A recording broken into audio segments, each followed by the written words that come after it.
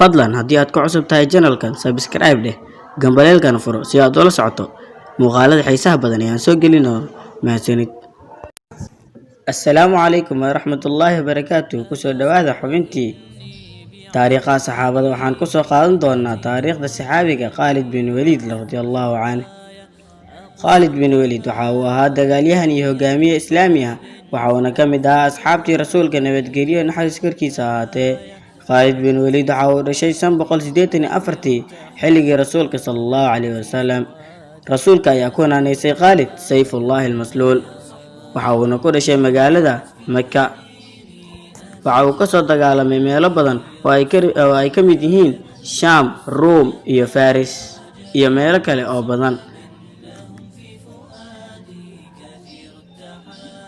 Khalid bin Walid waxa uu ka qayb galay dagaalkii Yarmouk oo u dhexmaray muslimiinta iyo Roomaanka, waxa uuna ka dhacay dalka Syria marka ay taariikhdu ahayd Agoosto 636 miilaadiga, waxaana dagaalkaasi socday 6 maalmood. boqorkii Byzantine oo magaciisa la oran jiray Heraclius waxa uu isu keenay ciidamo badan oo ay iskugu jiraan Greek, Syrian, Mesopotamian iyo Armenian oo tiradooduna tahay 200,000. safka hore ayuuna keenay si aysan muslimiinta seeftooda uga cararin. askarta tiradaas la eg waxay ka hortageen muslimiinta oo ay tiradeedu la eg tahay 24,000.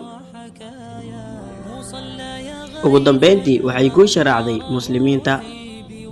dagaalkii Yarmouk waxaa lagu dilay 70,000 oo ka mid ah ciidankii boqorkii Byzantiniyiinta ee Heraclius.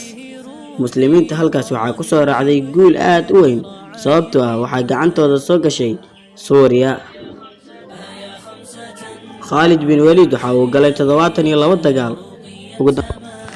Khalid waxa uu dhalay 3 carruur oo la kala dhaho Cabdiraxmaan bin Khalid, Muhaajir bin Khalid iyo weliba Sulaymaan bin Khalid. ugu dambeyntii Khalid bin Walid waxa uu geeriyooday sanadii 642. halka ayaan kusoo gabagabeynayaa taariikhda saxaabiga Khalid bin Walid radiyallahu anhu. waad ku mahadsantahay daawashadaada. haddii aad fiidiyogan ka heshay like saar, share gareena si asxaabtaadu arkaan.